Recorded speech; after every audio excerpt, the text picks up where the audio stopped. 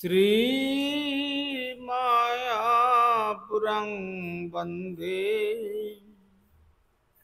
परमसुखदं तं श्रीदुरितं देवी सुरेश्वरी भगवती गंगे त्रिभुवनतारिणी तरलतरंगी शङ्करमौलिनिवासिनि विमले मम मतिरस्तं तव पदकमले भक्त्या विहीनयपराधलक्ष्यै क्षिप्तस्य कामादितरङ्गमध्ये कृपामयि त्वां शरणं प्रपन्या वृंदे नमस्ते श्रीचरणारविंदम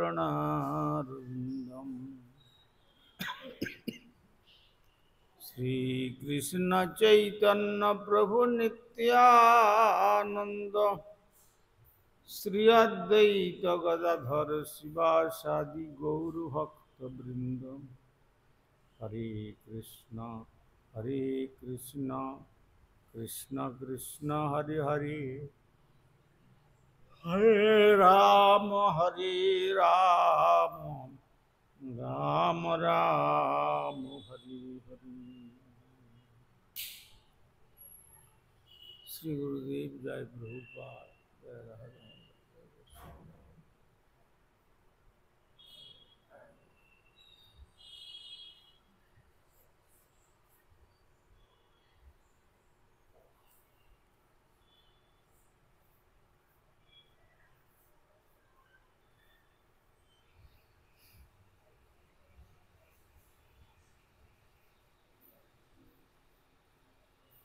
আমরা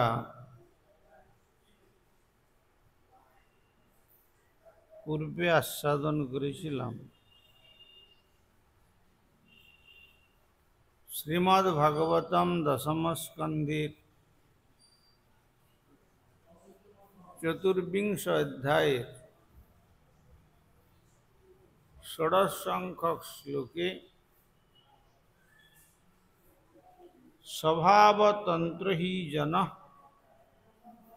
स्वभावमनुवर्तते स्वभावस्तमिदं सर्वं सदेवा सूरमानसम। श्री भगवान ब्रजेंद्र नंदन श्री नंद एवं যশোমতী के अवलम्बन करे जगते प्रकटित हुए তিনি কেবল দেবরাজ ইন্দ্রের কথা নয় সমস্ত দেবদেবীগণের পুজোর সম্বন্ধে তিনি জানালেন যে যেহেতু প্রত্যেক জীবই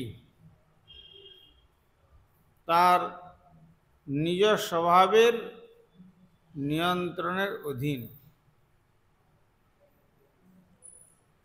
সমস্ত দেবতা দানব মানুষ সহ নিখিল ব্রহ্মাণ্ড স্বভাবেই অবস্থিত হয়।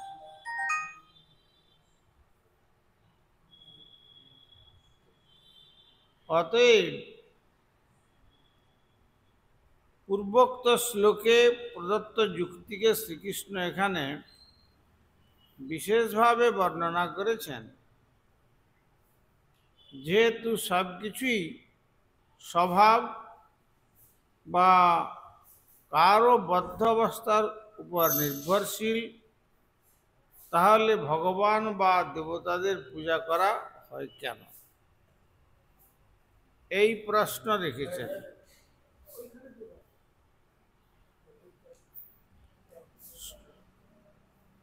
স্বভাব বা বদ্ধ অবস্থা যদি সর্বশক্তিমান হতো তাহলে এই যুক্তিটি মহিমান্বিত হতো, কিন্তু দুর্ভাগ্যবশত তা নয়। পরম নিয়ন্তা রয়েছেন, আমাদের অবশ্যই তাকে পুজো করতে হবে। যা শ্রীমদ্ ভাগবতের এই অধ্যায়ে শ্রীকৃষ্ণ দৃঢ়ভাবে ব্যক্ত করেছেন। সে যাই হোক, আপাতত তিনি তার আত্মীয় স্বজনদের বিরক্ত করেই সন্তুষ্ট।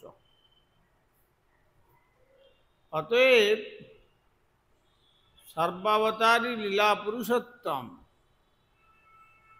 ভগবান শ্রী ব্রজেন্দ্রনন্দন শ্রীকৃষ্ণ তিনি শুধু দেবতাগণের রাজা দেবরাজ ইন্দ্রের পূজার অপ্রয়োজনীয়তা সেটি না বলে একবারে সমস্ত দেবদেবীগণের পুজোর প্রয়োজনীয়তা তিনি ক্ষুণ্ণ করে পরিষ্কার জানিয়ে দিলেন যে পরম নিয়ন্তা তিনি তা ব্যক্ত করবেন। তাহলে সেখানে অন্যান্য দেবদেবীর পুজো করার প্রয়োজন সেখানে থাকে না।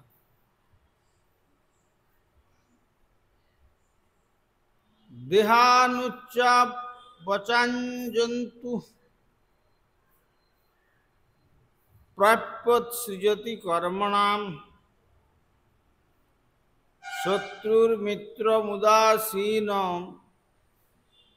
কর্মৈব গুরুরীশ্বরঃ।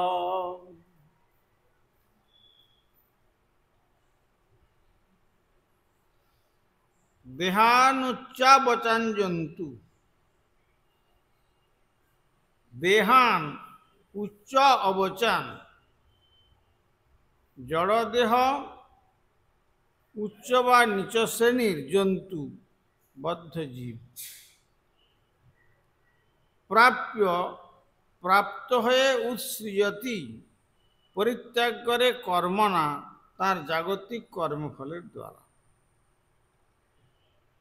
শত্রুমিত্রম তার শত্রু বা তার মিত্র, উদাসীন এবং উদাসীন কর্ম জাগতিক কর্ম এব কেবলম গুরু, তার গুরু তার ঈশ্বর।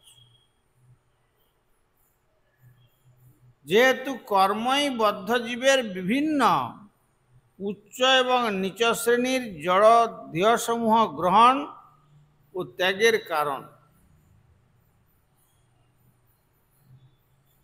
এই যে বদ্ধজীবের উচ্চ লোকে জন্ম বা নিচ শ্রেণীতে জন্ম, সেইভাবে যে শরীর গ্রহণ বা শরীর ত্যাগ, এই কর্মই তার শত্রু এবং কর্মই তার মিত্র। উদাসীন সাক্ষী তার গুরু ও নিয়ন্ত্রণকারী ঈশ্বর। অর্থাৎ এই সকলের নিয়ন্ত্রণ করছেন ভগবান।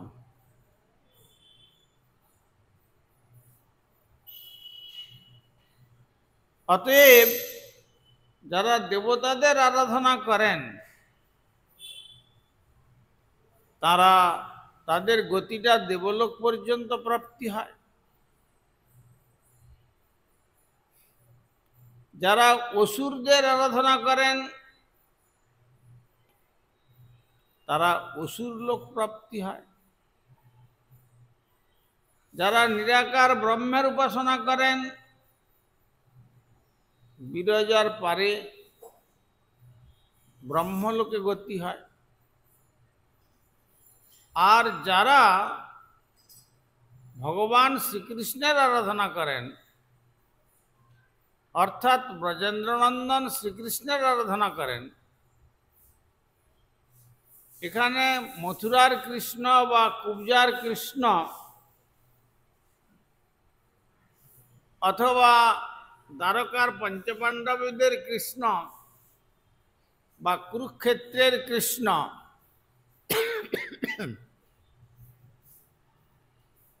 তার কথা বললেন না। একমাত্র ব্রজেন্দ্রনন্দন শ্রীকৃষ্ণের আরাধনার দ্বারা তারা কৃষ্ণলোক প্রাপ্ত হন। এই জন্য গীতাতে তিনি জানিয়েছেন, জানতি দেবব্রতা দেবান, পিতৃন জানতি পিতৃব্রতা,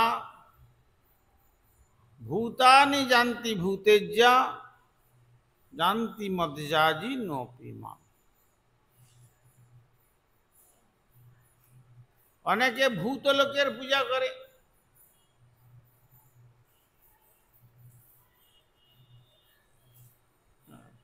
ভূত প্রেত নিয়ে যাদের কারবার, যেমন পঞ্চমুখী সাধন আদি যে করে, মদিরা আদির দ্বারা, তার দ্বারা কি হয়? ভূত লোক প্রাপ্ত হয়। আবার ভূত সম্বন্ধে প্রাণী লোকের কথাও বলেছেন। যারা প্রাণীদের আরাধনা করে বা প্রাণীদেরকে সন্তুষ্ট করবার চেষ্টা করে, তাদের গতিটা এই প্রাণী লোকেই হয়।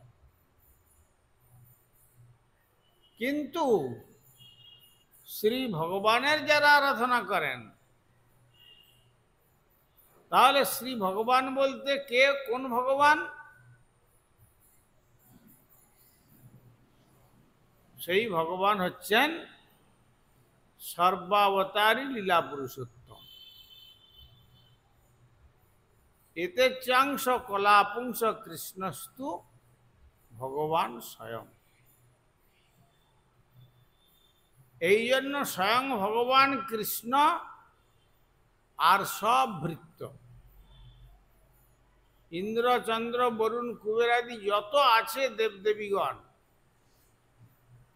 সব তারা শ্রীকৃষ্ণের আজ্ঞাবাহী সেবক।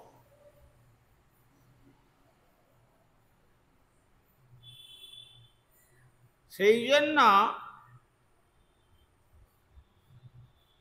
উপনিষদে বলেছেন, কৃষ্ণর্বৈ দেবানাম পরম। শ্রীকৃষ্ণ হচ্ছেন সমস্ত দেবগণের মধ্যে পরম দেবতা। অগ্নির্বৈ দেবানাম অবম। অগ্নি হচ্ছেন যত দেবতা আছেন তার মধ্যে সর্বাপেক্ষা কনিষ্ঠ দেবতা। ইনি সমস্ত দেবতার আহার্য সরবরাহ করে পৌঁছে দেন। এই জন্য এই যে আমরা বিষ্ণু যজ্ঞ করি, সেই যজ্ঞেতে যত দেবতার নাম করে উচ্চারণ করে, যখনই অগ্নিতে সেই গব্য সমর্পণ করা হয়, তখন অগ্নিদেব ওইটি নিয়ে গিয়ে সেই দেবতার কাছে পৌঁছে দেন।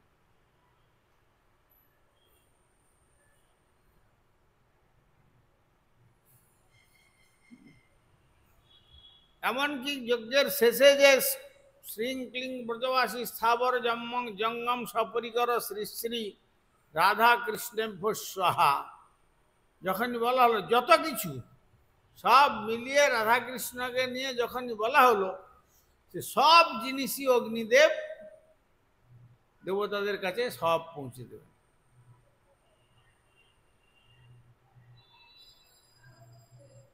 এই জন্য অগ্নি হচ্ছেন দেবতাগণের মধ্যে কনিষ্ঠ দেবতা। আর ভগবান শ্রীকৃষ্ণ বিষ্ণু, ভগবানের অপর নাম বিষ্ণু।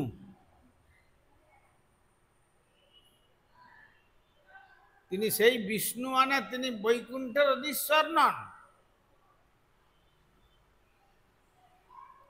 যেমন রাস পঞ্চাধ্যায়তে বেদব্যাস কীর্তন করে শোনাচ্ছেন, বিক্রীডিতং ব্রজবধূ ইরিদঞ্চ বিষ্ণু শ্রদ্ধান্বিত অনুশৃণুয়াৎ অথবর্ণয়েজ্য। যারা শ্রদ্ধাযুক্ত হয়ে ব্রজদেবীগণের সঙ্গে যে রাসাদি বিলাসের কথা, কে তিনি? এখানে ভগবান শ্রীকৃষ্ণকে বিষ্ণু শব্দে অভিহিত করা হলো কেন? বিষ্ণু শব্দের অর্থ হচ্ছে বিশ্বং ব্যাপ্নতি ইতি, যিনি বিশ্বের সর্বত্র অবস্থান করছেন। যেহেতু শতকোটি ব্রজদেবীগণের কাছে প্রত্যেকের কাছেই তিনি রাসে প্রকটিত হয়েছিলেন, সেই জন্য এখানে শুকদেব গোস্বামী চরণ সেই শ্রীকৃষ্ণকে, ব্রজেন্দ্রনন্দনকে এখানে বিষ্ণু নামে অভিহিত করেছেন। যে বৈকুণ্ঠের অধীশ্বর বিষ্ণু 60টি গুণের অধীশ্বর, সেই বিষ্ণুর কথা কিন্তু এখানে নেই। এখানে বিষ্ণু বলতে ভগবান শ্রীকৃষ্ণকে নির্দেশ করেছেন। আর শ্রদ্ধাপূর্বক যারা তার এই সমস্ত ব্রজলীলার কথা শ্রবণ করে ভক্তের নিকট বর্ণনা করেন, তাদের হৃদরোগ একবারে সমূলে বিনষ্ট হয়। হৃদরোগ মানে মলিন বাসনা, কামনা, তাদের আর থাকে না। কিন্তু আর জগতের যাদের যাদের যে দেবদেবীর যে উপাসনা করুক না কেন, তার দ্বারা হৃদরোগ বা কামনা বাসনা আরো বর্ধিত হয়। এই জন্য কবিরাজ গোস্বামী বললেন, কৃষ্ণ ভক্ত নিষ্কাম অতএব শান্ত, ভুক্তি মুক্তি সিদ্ধি কামী সকলই অশান্ত। যারা ভোগের জন্য কত কিছু তপস্যা করে, যারা মোক্ষের জন্য সাধনা করে, যারা কিছু সিদ্ধি লাভের জন্য কামনা করে, সুতরাং এই সব কামনা এরা সকলে অশান্ত, তার ফলটাও অশান্ত ফল প্রাপ্ত হয়। আর এই অশান্ত ফল প্রাপ্ত হলে যখন এই ফলের মেয়াদ শেষ হয়ে যায়, তখন ক্ষীণে পুণ্যে মর্ত্যলোকং বিষয়, পুনরায় তাকে এই মর্ত্যলোকে অবতরণ করতে হয়। আর একমাত্র ভগবান জলদ গম্ভীর স্বরে ঘোষণা করে জানিয়ে দিয়েছেন, মামুপেত্যতু কুন্তীয় পুনর্জন্ম ন বিদ্যতে। আমাকে লাভ করলে আর এই মর্ত্যলোকে পুনরায় তাকে জন্মগ্রহণ করতে হয় না। সুতরাং জন্ম মরণ চক্র, এটা হচ্ছে অভিশপ্ত জীবন। জগতে যত রকমের দুঃখ আছে, সর্বাপেক্ষা শ্রেষ্ঠ দুঃখ হচ্ছে গর্ভবাস। গর্ভবাসং মহাদুঃখম। অতএব অন্যান্যগুলো যদিও দুঃখ, কিন্তু গর্ভবাসটা হচ্ছে মহাদুঃখম, মানে শ্রেষ্ঠ দুঃখ। এই জন্য জন্ম মরণ চক্রের রোধ হয়। চিরতরে বন্ধ হয়ে যায় একমাত্র ভগবান শ্রীকৃষ্ণের আরাধনার দ্বারা। তাহলে তার গতিটা কি হয়? তার গতিটা হচ্ছে ভগবত ধাম।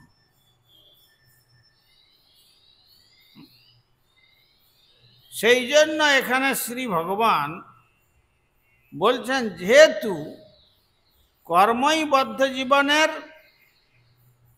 উচ্চ এবং নিচ শ্রেণীর জড় দেহসমূহ গ্রহণ এবং ত্যাগের কারণ, তাই এই কর্মই তার শত্রু এবং কর্মই তার মিত্র। আর সেই কর্ম মনের দ্বারা পরিচালিত হয়।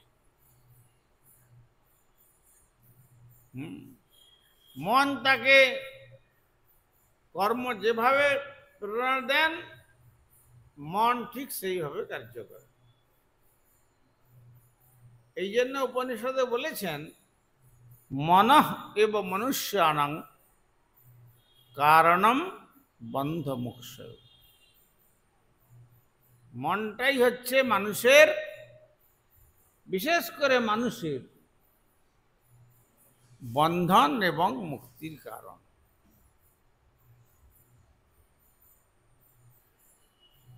আবার গীতাতে বলেছেন, চঞ্চলং হি মনঃ কৃষ্ণ প্রমাথি বলবৎ দৃঢ়ম তস্যাহং নিগ্রহং মন্যে বায়োরিব সুদুষ্করম।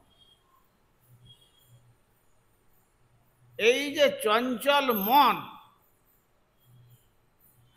একে বশীভূত করা বড় কঠিন।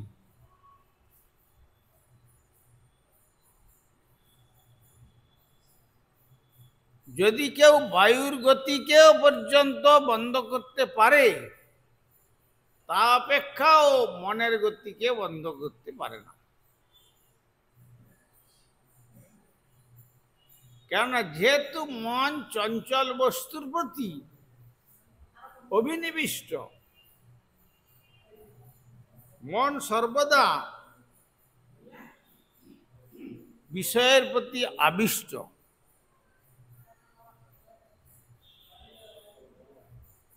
খুব সৌভাগ্যবান জীব না হলে বিষয় থেকে মনকে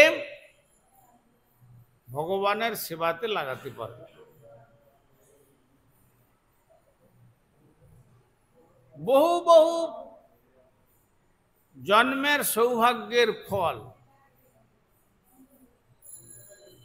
বহু বহু জীবনের সৌভাগ্যের ফলে আর স্বীকৃতি যদি থাকে, তাহলে তার মন বিষয়ে থেকে বৈরাগ্য উৎপাদন হয় আর ভগবানের চরণে অনুরাগ হয়। আর ভগবানের চরণে অনুরাগ হলে তখন কি হয় না, মন তখন ভগবানের কথা শোনা, ভগবানের নাম গ্রহণ, ভগবানের রূপ চিন্তন, ভগবানের গুণমহিমা কীর্তন, ভগবানের ধামের কথা চিন্তন, ভগবানের দিব্যাতি দিব্য লীলা কথা চিন্তন, এসব মনের ফাংশন।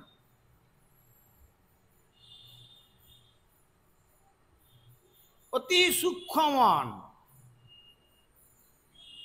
কিন্তু তখনই এই ভগবত কথার দিকে অনুরাগ হয়। এই যে কয়েকদিন দেখলাম, আমি বসি নাই, এক দুজন কেউ বসে কীর্তন করছে। আরে ভগবানের কীর্তনটা করলে তো এটা তো আমাদের বিষয় বন্ধন থেকে আমাদেরকে ছুটকারা মিলবে, বিষয় বন্ধন থেকে আমাদের নিষ্কৃতি হবে। তা না করে ঘরের মধ্যে বসে থাকি। এইগুলি হচ্ছে দুষ্ট মনের কার্য, এই ভগবানের চরণে অনুরাগ না হওয়ার কার্য। সেই জন্য বলেছেন যেন তেন প্রকারেণ মনঃ কৃষ্ণে নিবেশয়, যেভাবেই হোক মনকে ভগবানের শ্রীচরণ সেবায় নিয়োজিত করে রাখতে হবে। প্রথম অবস্থাতে আমাদের ভগবানের কথা শুনতে ভালো লাগবে না। রূপ গোস্বামীপাদ বলছেন স্যাৎ কৃষ্ণ নাম চরিতাদি সীতাপ্য বিদ্যা পিত্তপ্ত রসনা, পিত্তের দ্বারা উত্তপ্ত রসনা যখন বৈদ্যের কাছে যাওয়া যায় তার চিকিৎসা করার জন্য, তখন বলে যে তুমি মিশ্রির সেবন করো, কিন্তু তার দ্বারা তোমার এই রোগ থেকে তুমি মুক্তি লাভ করবে। তো বৈদ্যের কথা শুনে যদি মিশ্রিটা সে জিহাতে রাখে, তখন সঙ্গে সঙ্গে কিন্তু মিশ্রি তার স্বাভাবিক স্বাদ দিতে পারবে না। কেন? রোগের প্রকোপ। কিন্তু তা বলে মিশ্রিটা সেবন না করে যদি সে বন্ধ করে দেয়, তাহলে সেই রোগের প্রকোপ আরো বেড়ে যাবে।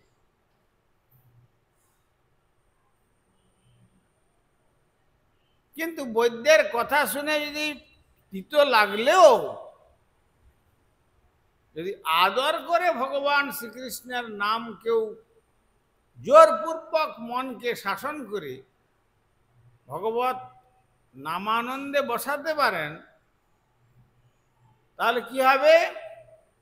বলছেন যেমন ওই যখন মিশ্রি সেবনের দ্বারা পিত্তের প্রকোপটা নষ্ট হয়ে গেলে যেমন ওই জিহ্বা মিশ্রির স্বাভাবিক মিষ্টত্ব স্বাদ আমাকে এনে দেবে, তেমনি বললেন অনুদিন যদি আদর করিয়া সেনাম কীর্তন করি, শীতপল যেন নাসি রোগ মূল ক্রমে সাধু হয় হরি। ভগবানের চরণেতে, ভগবানের চরণের যে আস্বাদন, তখন মানুষ লাভ করতে পারবে।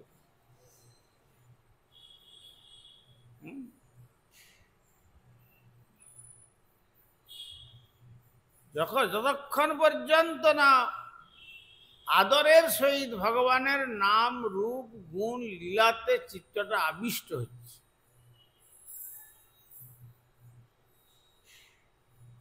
ততক্ষণ পর্যন্ত সম্ভব না।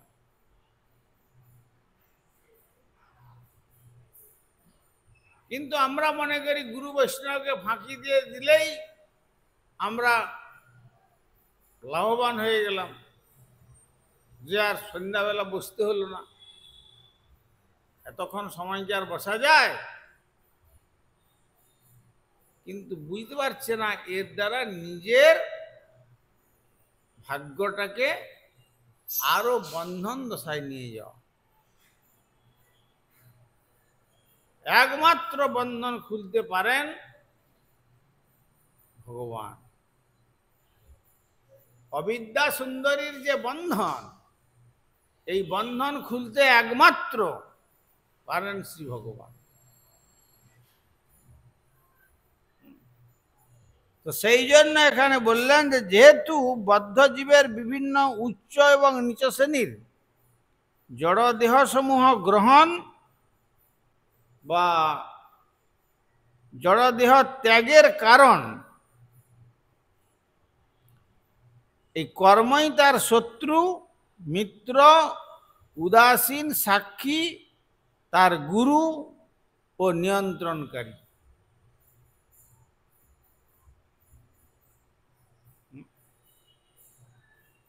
এই জন্য রসিক ভক্তগণ এই মনকে ক্ষুধার্ত ছাগলের সঙ্গে তুলনা দিয়েছে।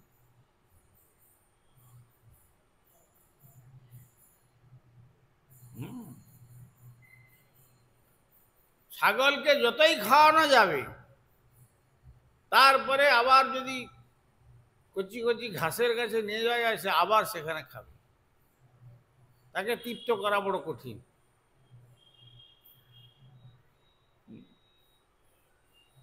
কিন্তু এর জন্য, তৃপ্ত করার জন্যই কি করতে হবে, সেখানে মনের আবেগে চললে চলবে না। মনকে কঠোর সংযমের দ্বারা মনকে সংযত করতে হবে।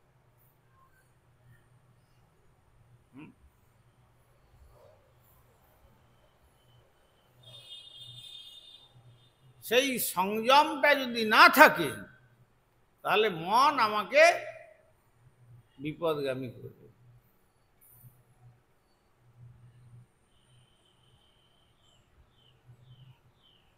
আত্মানং রথিনং বিদ্ধি শরীরং রথমেব তু বুদ্ধিং তু সারথি বিদ্ধি মনঃ প্রগ্রহমে বচ।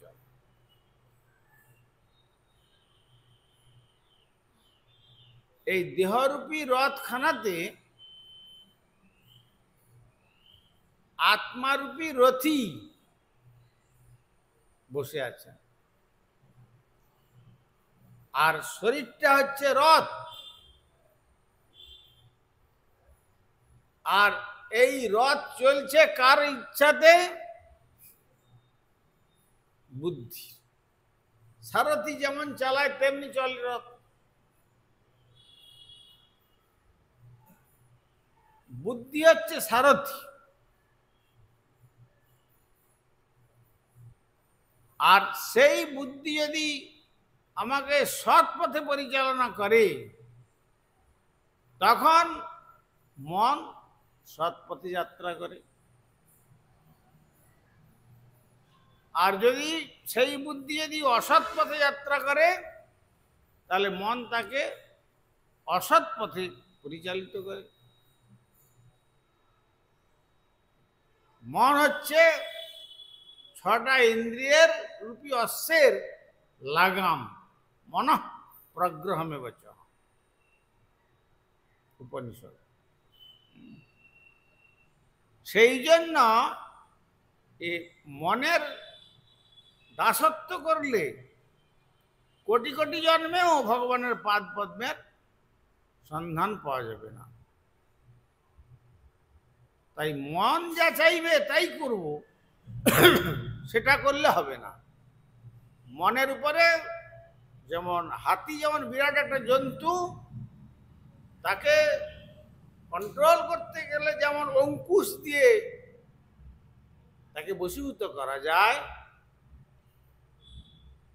সেই লোহার তীক্ষ্ণ ধারালো অস্ত্র তার এই মস্তকের মধ্যে যখন আঘাত করে তখন এত বড় হাতিটা চিৎকার করে কাঁদতে থাকে, সহ্য করতে পারে না, এত যন্ত্রণা হয়। সে যদি অবাধ্য হয় এইভাবে শাসন করে, তখন দেখে যে না, আর অবাধ্য হলে তো আমাকে এরকম শাসন করবে, তখন সে যা বলে তাই শোনে।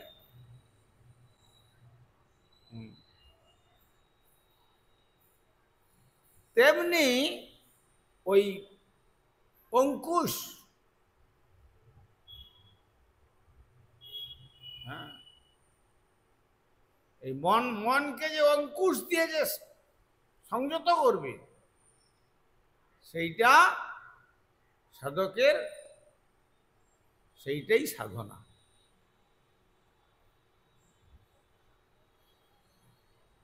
সেইটাই সাধনা। এই জন্য গায়ত্রীতে কি দিয়েছেন? সত্যং পরম ধীমহি। সেই পরম সত্য বস্তুকে আমি ধ্যান করি এবং তার কাছে প্রার্থনা করতে হচ্ছে প্রচোদয়াৎ, তুমি আমাকে প্রেরণা প্রদান করো, যেন এই জগৎ থেকে মনটাকে তুলে নিয়ে পরম সত্য বস্তুতে যেন আমার মনটাকে লাগাতে পারি। সেটা আমরা পারি না বলেই ভগবান গীতাতে বলেছিলেন, মন মনা ভবমদ ভক্ত মজ্জাজি মাং নমস্কুরু মামে বৈশ্যই সত্যং প্রতিজানে প্রিয়। অতএব সাধক জীবনে যদি জাগতিক মনের খোরাক মেটাবার জন্য যদি তারা চেষ্টা করেন, তারা চিরতরে ভগবত রাজ্য থেকে দূরে সরে যাবে। আর মনকে যদি হাতির মতো অঙ্কুশ দিয়ে শাসন করা যায়, তখন এই মন আবার তখন তাকে ভগবত রাজ্যের দিকে নিয়ে যাবে। রাত 2টার সময় উঠলাম, ধরুন এখন আর একটু ঘুমিয়ে নি, মন বলছে এখন ঠিক হচ্ছে না, না ওখানে নিজে কঠোর সাধন করতে হবে, ওখানে মনকে শোধন করতে হবে, মনকে অঙ্কুশ দিয়ে আঘাত করতে হবে। বলে না এখন আর তোমার ঘুমানোর সময় নয়, এখন তোমাকে পবিত্র হয়ে ভগবানের নাম গ্রহণ করতে হবে।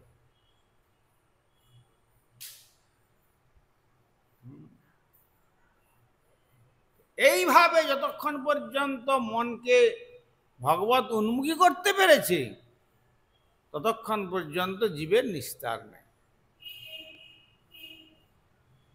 জীব কল্যাণ লাভ করতে পারে না। এই জন্য মন তো আমাকে বিভিন্ন বহির্মুখ দিকে আকর্ষণ করবে, এটা তো তার আজকের স্বভাব নয়, পূর্বের 84 লক্ষ জীবনের স্বভাবকে মন বুদ্ধি অহংকার চিত্তবৃত্তি নিয়ে এসছে, সেইভাবেই আমাকে সে পরিচালনা করবে। কিন্তু বুদ্ধিমান ব্যক্তি মনের বুদ্ধিতে চলবে না, মনের নিয়ন্ত্রণে থাকবে না, মনকে নিজে নিয়ন্ত্রণ করবে তার সাধনার শক্তির দ্বারা।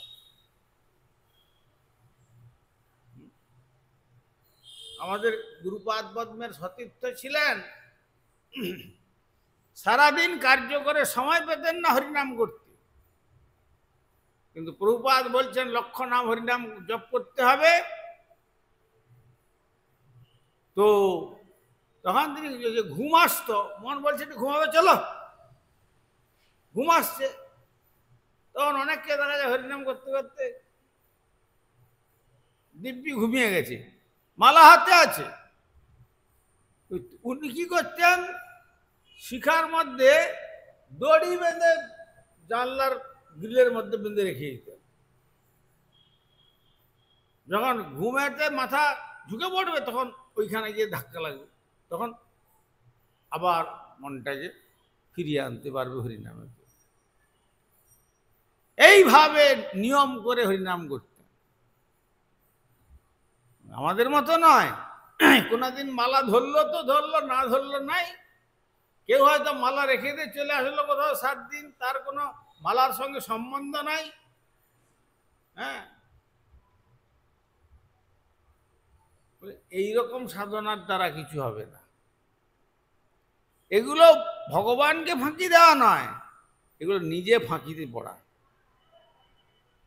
ওর জন্য আছেন মায়াদেবী, বাস সেই দোষে মায়া পিশাচি দণ্ড করে তারে, আধ্যাত্মিক আদি তাপত্রয় তারে জারি মারে। সেই জন্য সাধককে যে কোনো প্রকারেই হোক তাদের মনকে সংযত করতে হবে। লোকে বলে মন যা চায় তাই দিতে হবে। বলছে মন যা চাইবে, মন চাইবে আজ চাইবে রসগোল্লা, কালকে চাইবে ক্ষীর, তারপরের দিন চাইবে আরো কিছু। এখন আবার সাধুরা মায়াপুরে এসে আবার খায়, কি বড় বড় হাঁটতে থাকে, সেগুলো কি বিরিয়ানি, সেগুলো আবার খাওয়া আরম্ভ করছে। কোনো জাতের বিচার নাই, না দীক্ষা, না এ সমস্ত কোনো কিচ্ছু বিচার নাই। এরা যবনের থেকেও অধম। তাদের হস্তে জলস্পর্শ করাটাও ঠিক, কেন না ওখানে একটা স্পর্শ দোষ বলে একটা জিনিস আছে। এই স্পর্শ দোষেতে চিত্তটা আরো সেই দিকে এগিয়ে যাবে।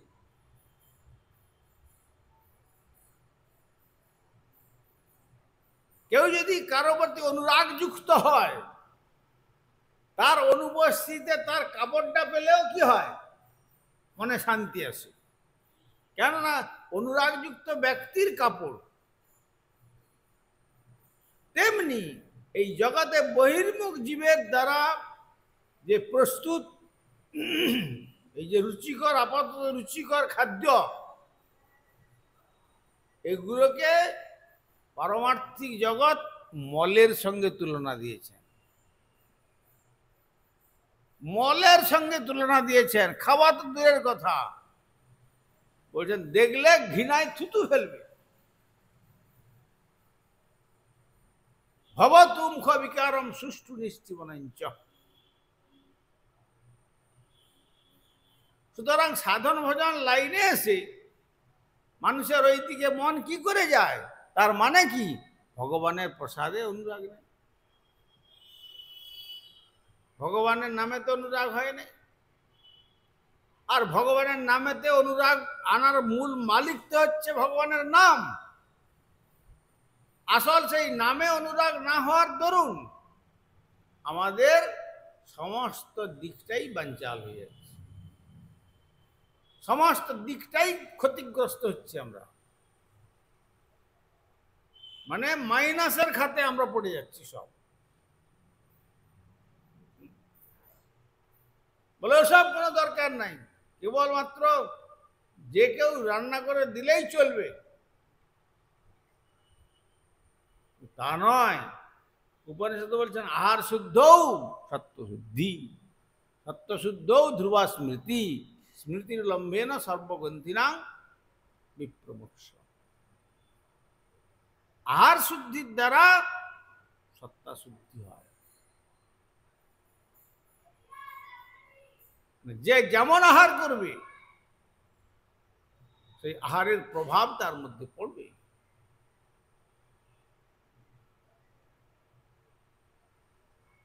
পশু যেমন পশু আহার করে, তার পশুবৃত্তি বর্ধন হয়। মানব যদি মানবোচিত আহার করে, তাহলে মানবের বৃত্তিটা বৃদ্ধি পাবে।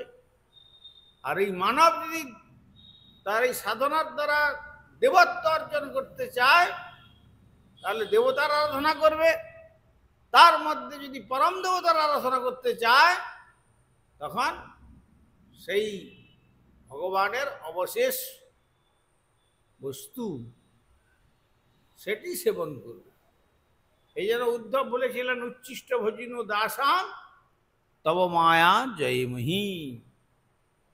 ঠাকুর, তোমার যে অবশেষ বস্ত্র অলঙ্কার প্রসাদ, তা সেবনের দ্বারা আমি তোমার মায়াকে জয় করব, এছাড়া অন্য কোনো উপায় নেই। ওই বাজার থেকে চানাচুর কিনে নিয়ে এসে মুড়ির কৌটার মধ্যে ঢুকিয়ে রাখতে হবে না? কেন না, ওদের স্পর্শ দোষ।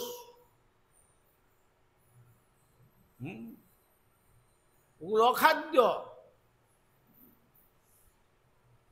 অস্পর্শনীয়, ওগুলো স্পর্শটাও দোষ।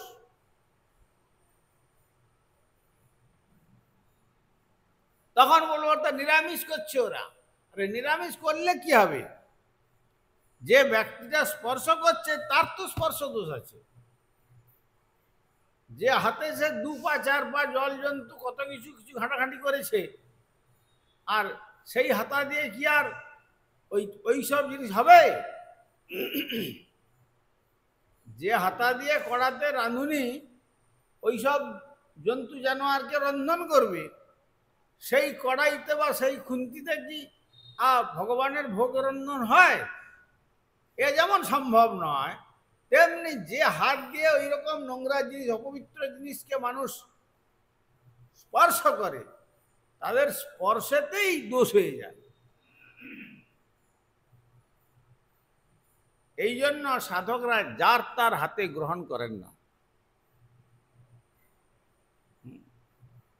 তো বিশেষ করে যারা নিষ্কিঞ্চন ভজনানন্দী মহাত্মা তারা সপাক গ্রহণ করে, নিজের মন দিয়ে পাক করবেন, নিজের মতো মানসিকতা নিয়ে। আমি আমার আরাধ্য দেবকে এই জিনিস নিবেদন করব, শুরু থেকেই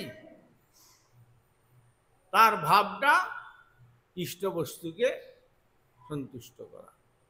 তারপরে তার অবশেষ প্রসাদ গ্রহণ করলে কি হবে, সেই ভগবত ভাবেতে সাধকের চিত্ত বিভাবিত হবে। আর না হলে যেখানে যা পেলাম গোলার্ধকরণ করে ফেললাম। কেউ কেউ দেখছি সিঙ্গাড়া খাচ্ছে ট্রেনে কিনে কিনে। তারা কি দিয়ে তৈরি করছে, ওরা আছে কিছু বিচার? কিন্তু এই সমস্ত, এই জন্য বলছেন মহাপ্রভু রঘুনাথকে, জিহ্বার লালসে যেই ইতি উতি ধায়, শিষ্ণদর পরায়ণ কৃষ্ণ নাহি পায়। মহাপ্রভু রঘুনাথকে পরিষ্কার বলে দিলেন কি করে জিহ্বা তৃপ্ত হবে। তার জন্য যদি 2 মাইল দূর যেতে হয় হেঁটে, সেখানে যাব, সেই জিনিস আনতে হবে। তার দ্বারা কি হয়, উদরের বেগ বাড়ে, আর উদরের বেগ বাড়ার সঙ্গে সঙ্গে উপস্থের বেগ বাড়বে, আর উপস্থের বেগ যখন বাড়বে তখন দুঃসঙ্গের চিন্তা হবে। তখন দুঃসঙ্গের চিন্তা হলে আর নিজেকে কন্ট্রোল করতে পারবে না, তখন অসৎসঙ্গেতে সর্বনাশ হয়ে যাবে। কৃপা সিন্ধু ভৈবচ কৈদানাং পাবনেভ্যো বৈষ্ণবেভ্যো। হরিহরয়ে নম কৃষ্ণ যাদবায় নম, হরিহরয়ে নম যাদবায় মাধবায় কেশবায় নম।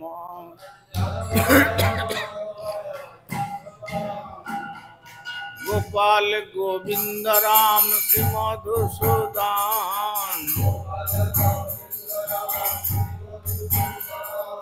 আর গিরিধারী গোপীনাথ মদন মোহন।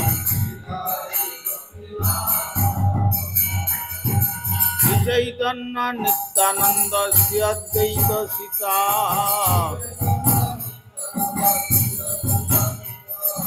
হরি গুরু বৈষ্ণব ভাগবত গীতা।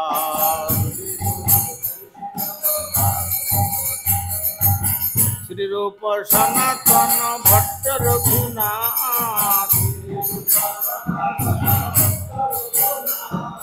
শ্রীজীব গোপাল ভট্ট দাস রঘুনাথ। এই 6 গোসাইর করি চরণ বন্দন, আর যাহা হইতে বিঘ্ন নাশ অভীষ্ট পুরাণ। এই 6 গোসাই যার পিতার দাস, সবার পদরে মোর পঞ্চগ্রাস। তাদের চরণ সেবী ভক্ত শোনে বাস, মার জন্মে জন্মে হয় এই অভিলাষ। এই 6 গোসাই যাবে ব্রজে কৈলাবাস, রাধা কৃষ্ণ নিত্য লীলা করিলা প্রকাশ। মনের আনন্দে বল হরি ভজ বৃন্দাবন, গুরু বৈষ্ণব পদে মজাইয়া মান।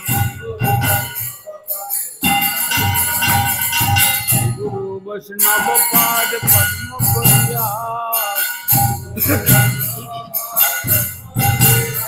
हरि नाम संकीर्तन कहे नरोत्तम दास हरे कृष्ण कृष्ण कृष्ण हरे हरे हरे राम राम राम हरे हरे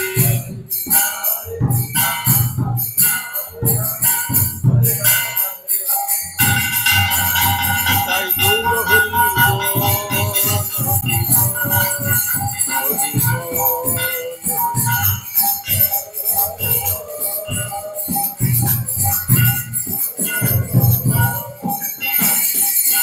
हरि बोल